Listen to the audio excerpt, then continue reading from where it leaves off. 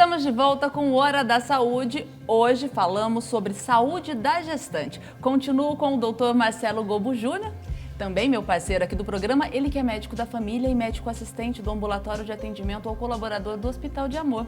E hoje a nossa convidada, a doutora Bárbara Fiorentin Giordani Gamba, ela que é médica ginecologista e obstetra, também do Serviço de Atendimento ao Colaborador do Hospital de Amor e da Santa Casa de Misericórdia de Barretos, atualmente, como eu disse no primeiro bloco, sob a gestão do Hospital de Amor. Doutora Bárbara, o que muda no corpo da mulher durante esse período de gestação? É uma mudança assim tão excessiva? É preciso tanta preocupação? São muitas mudanças. Eu não digo que precise se preocupar com essas mudanças, mas são muitas mudanças. O que a mulher precisa saber é conhecer essas mudanças para poder identificar se alguma dessas alterações são comuns ou não. São mudanças desde hormonais. No começo da gestação, a mulher já começa a experimentar essas mudanças com as náuseas, os vômitos, né, que são muito comuns até 12 semanas de gestação, geralmente. Essa mudança hormonal da gravidez, ela predispõe a eventos, como eu posso dizer, a gestação é como se fosse um evento diabetogênico. É como se fosse uma prova para a gestante se ela tem um risco aumentado de ter diabetes ou não. Então, algumas mulheres acabam desenvolvendo diabetes na gestação por conta dessas alterações hormonais, hormônios produzidos pela placenta. Existem as alterações estruturais, né? Porque imagina que o útero vai crescendo e lá dentro tem um bebê, tem líquido amniótico, tem placenta. No final da gravidez, tudo isso pesa em média 7 a 9 quilos, fora o peso ganho pela gestante, né? Então, a gestante em si, ela tem uma mudança do eixo, do centro da gravidade, para que ela não caia com o peso da barriga. A coluna acaba fazendo uma extensão e isso pode trazer dores na coluna lombar, caso ela não faça alongamentos, não esteja preparada para essa mudança. Também tem um aumento da base, então a gestante acaba abrindo mais as pernas. A gente observa, né, no final da gravidez, a mulher andando, ela caminha com as pernas mais abertas, tudo isso para manter o centro da gravidade dela. E existem mudanças por conta do útero crescendo, começa a apertar mais a bexiga, a mulher começa a fazer mais xixi. O próprio volume de líquido circulando no corpo da mulher, ele aumenta muito.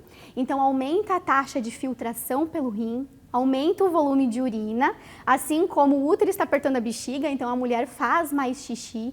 Então são muitas mudanças, né?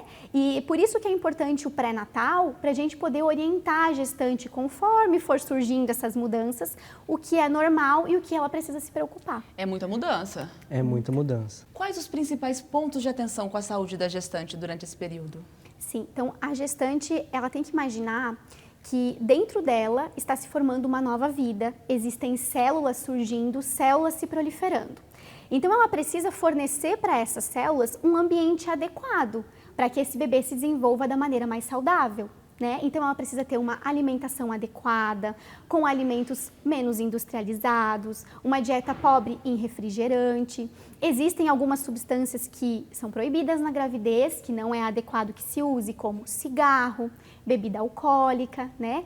A prática de atividade física para que o corpo dela tenha uma resistência para suportar esse peso da gestação e até para passar por um trabalho de parto, né? Eu sempre falo para as minhas gestantes, o trabalho de parto é como se fosse uma maratona que a gente vai correr, é um exercício físico extenuante. Se eu for correr a São Silvestre, eu vou me matricular na São Silvestre e vou lá correr a São Silvestre? Não, né? Eu vou treinar, eu tenho que me preparar para isso. E a gravidez é esse momento, se preparar para o nascimento e para ter uma saúde adequada do bebê. E se preparar por duas pessoas, né? Ou para duas pessoas, para a saúde dela e para a saúde do bebê.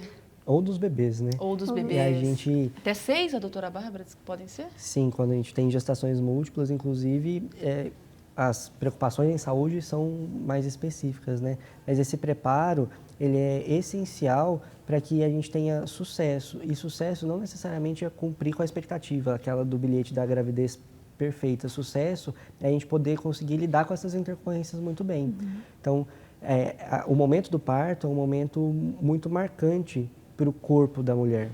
Não só do ponto de vista de identidade do corpo, mas para aquela atividade física que vai acontecer ali, né? Você tem uma liberação de muitos hormônios do estresse que estão acontecendo naquele momento, quando é a primeira vez que vai ser o parto, né? A gestante ela é uma mãe de primeira viagem, o corpo ainda não conhece o que está acontecendo naquelas alterações. Você tem alterações que são da estrutura, muda a conformação do esqueleto para que isso possa acontecer e para que isso aconteça bem. Então, o corpo vai se preparando internamente, a gente pode ajudar se preparando externamente, com o preparo físico daquele momento do parto. Físico e também de controle da ansiedade, eu acredito. Sim, a questão da ansiedade em relação à gestação é muito importante. Isso está muito alinhado com o grau de desejo dessa gestação, por exemplo, do planejamento. Então, se não foi uma gravidez que eu planejei, mas eu desejo muito, isso gera muita expectativa em cima daquele momento. E às vezes esse fato de não ser planejado é mais ansiogênico ainda, porque é uma coisa que eu quero muito, mas eu não me planejei, eu não me preparei, fui pego de surpresa ali naquele momento e é hora de começar a investir nesse cuidado. Esse cuidado com a ansiedade da gestante vai gerar, daquele momento da gravidez, nasce um modelo de mãe, né? Um modelo de cuidado com a criança.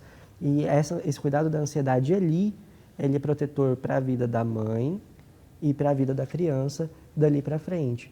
Que é nessa relação, nessa troca, nesse cuidado em saúde ali, que você vai plantando as sementes tranquilizadoras em relação ao futuro, instrumentalizando essa mãe para ela saber como agir e o que ela pode esperar a partir daquele momento e ter segurança na hora do aperto.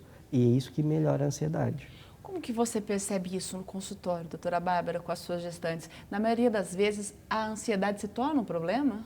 Se torna um problema. Inclusive, a saúde mental na gravidez está diretamente relacionada com o desenvolvimento de depressão pós-parto, por exemplo, que é um evento sério e grave e que muitas vezes pode ter desfechos muito ruins. Então, é muito importante que a gestante, ela também não tenha vergonha de identificar isso. Porque muitas vezes, eu acho que a sociedade em si também cobra da mulher, né? Descobriu que está grávida, ai, parabéns, que alegria! E nem sempre esse sentimento vem já com a notícia da gestação. É algo que vai se construindo, né? Então, no primeiro ultrassom, em que vai ouvir o coração do bebê, no suporte familiar, né? O companheiro junto, acompanhando, ou mesmo a mãe, alguém que esteja ali para dar o suporte para a mulher. Então, eu vejo que é importantíssimo, inicialmente, identificar. A mulher não ter vergonha de falar que não está bem, que talvez está triste naquele momento, para que a gente possa dar o suporte, às vezes com acompanhamento psicológico, muitas vezes também se necessita utilizar medicações, que é possível utilizar, mas que a mulher ao final saia dessa gravidez com uma saúde mental preservada, evitando o desfecho que seria a depressão pós-parto. E existem doenças às quais as gestantes são mais suscetíveis que as outras mulheres ou que as mulheres fora dessa fase? Eu digo assim, que doenças transmissíveis, as gestantes não são mais suscetíveis em pegar a doença. Elas têm a chance de pegar a doença, assim como qualquer pessoa. Porém, muitas doenças, quando a mulher estando gestante pega, ela tem um risco maior de desenvolver a forma grave da doença, como é a questão do Covid agora, ou até mesmo a influenza, a gripe do H1N1, né? Gestante tem uma chance maior de desenvolver a forma grave da doença.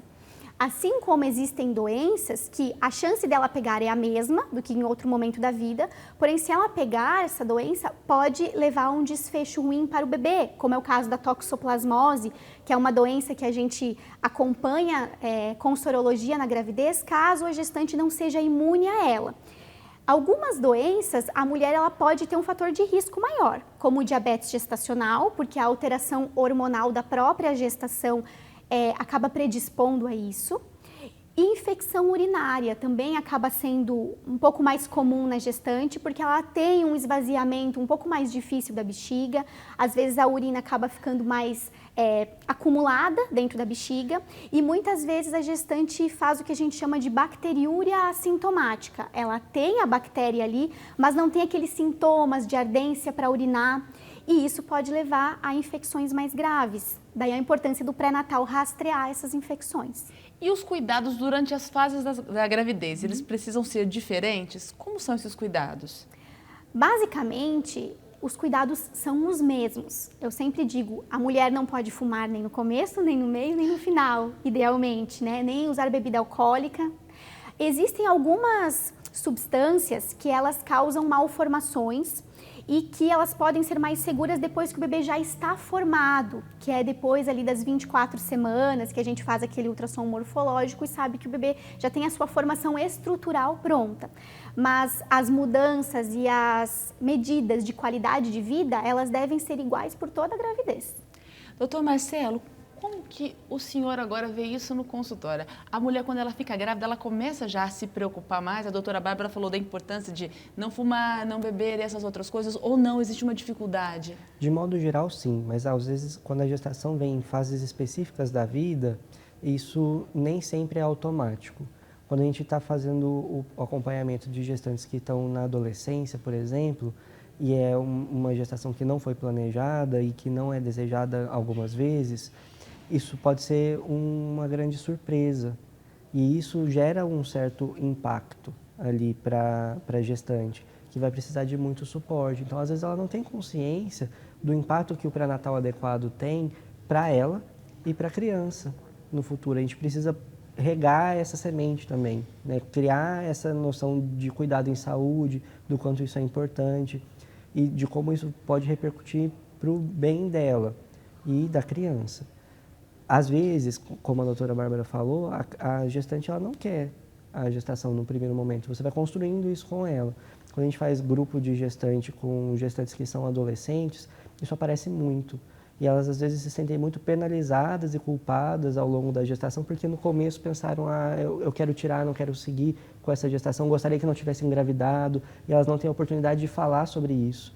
E, às vezes, se no meio do processo algo sai diferente do planejado, vem uma culpa, porque eu pensei dessa forma no começo, ou porque eu não queria essa gestação, e aí a gente, enquanto equipe de saúde, tem um papel muito grande de acolher.